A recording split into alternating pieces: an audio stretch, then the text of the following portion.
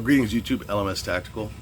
I hope everybody's doing good. Of course it's September 11th, and just like everybody, I'm sure, or most people, every September 11th we all kind of flash back and harken back to that day and what was happening, and you remember it. Certain things in life you remember exactly where you were and what you were doing.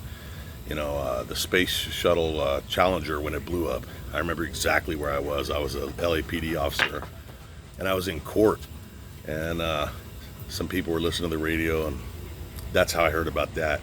But I wanted to take a moment, because YouTube videos theoretically last forever, and who knows, maybe someday my grandchildren will be reading about September 11th, and maybe they can look this up.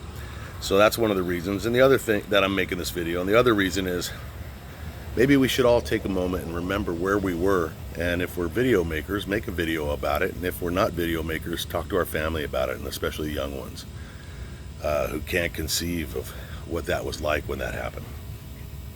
So here's how September 11th unfolded for me. So I had retired from the Los Angeles Police Department, and I was working in the city of Los Angeles, downtown, for the Inspector General.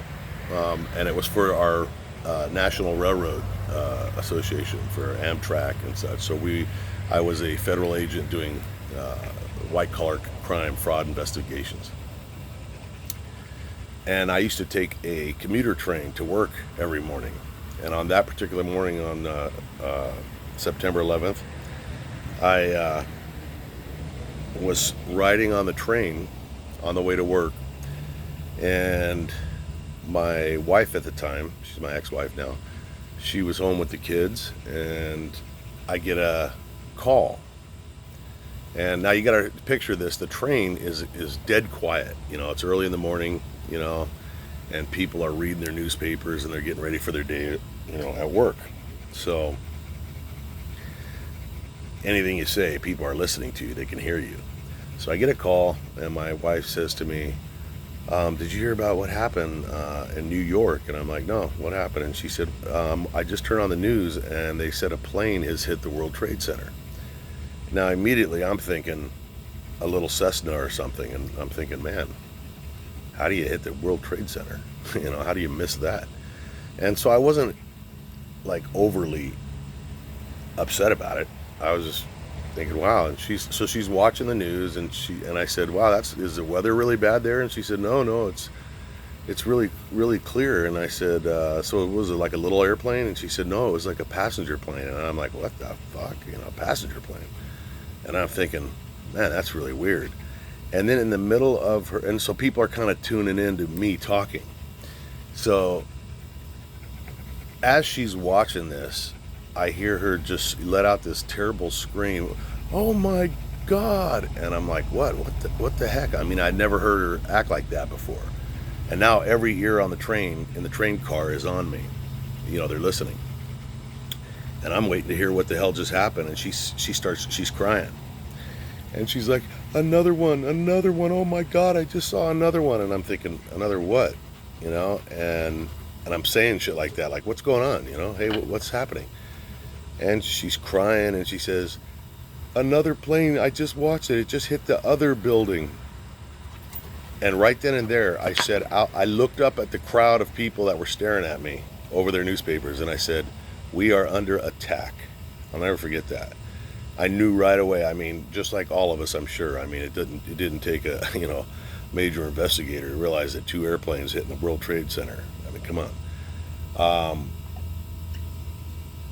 And of course now people are like, there's like a hub of activity in the train, and we're like, what the heck? And she's describing this to me, and I'm kind of like, wow, two passenger planes, and she's talking about how they're burning. And then during this conversation, we pull into LA. So where my office was, we didn't have a TV, but there was the Department of Water and Power, which is for LA. It's a huge building, and they have a big lobby when you walk in. I mean, a giant lobby that could hold hundreds of people. So me and the other investigators and my supervisor, we all ran, not too far to the Department of Water and Power, and it looked like there was a concert in there. I mean, there were hundreds of people standing there looking at this bank of TVs. They've got like three or four TVs up on the wall. Throwing a stick to Mason, and you know, the towers are burning, and we're all kind of standing there. I mean, there's this big giant crowd, and we're kind of in shock, like everybody that was watching it all over the world. You know, this gigantic fire, and then people jumping, and we're like, you know, we can't believe this shit. And I'll never forget the moment the first tower started to crumble, and it's like everything slowed down, and I don't know why that was so profound. And I mean, I don't want to get into the conspiracy theories on this video. It's more of a remembrance, because we could talk all week long about what actually happened. But we do know that planes hit the building. You know, whether there was other things going on after that is open for debate, and it's a good debate. You know, there's reasons to question it. But the death and the destruction and just the image, you know, and it's funny because I've been in New York many times, and every time I looked at those buildings, I was like, God damn, those are ugly. Watching it fall the first one fall was like a slow motion thing, and I literally could not believe. And I mean, you got over 100 people standing there, and you could hear a pin drop. And I'm thinking to myself, is this really happening? And then some time passed, and the second one crumbles. And when that happened, I said out loud, just came out of me, I'm like, are we actually watching this? Is this real? I mean, these ugly buildings that I despised every time I went to New York, and you know, we are in my line of work, we travel all over the country, so I was in New York a lot. And I just couldn't believe it, you know. Now I loved these buildings, you know, because they were ours. They were our buildings, and somebody knocked them down. And I wanted fucking revenge, man. At that moment, I wanted revenge. I was wishing I was younger, man. I'd have gone right back in the military. Because look, all of us figured, we all knew Bin Laden had something to do with it, you know. Right when the second one got hit, we all were saying the same thing. So, the interesting part of the aftermath of that was there was a very for those that are not I have a lot of South African subscribers. So those that weren't here or are not in America, you know, America, we all, especially in those days, and I think maybe even now, but not as much as in the pre 9/11 days, we were all very into where we were from. You know, I'm from California. I'm glad I'm not from New York. New Yorkers were like fucking California liberals, or you know, blah blah blah. You know, the Texas people loved being from Texas, and the liberals in the Northwest. I mean, everybody was where they were from, and that's who they were.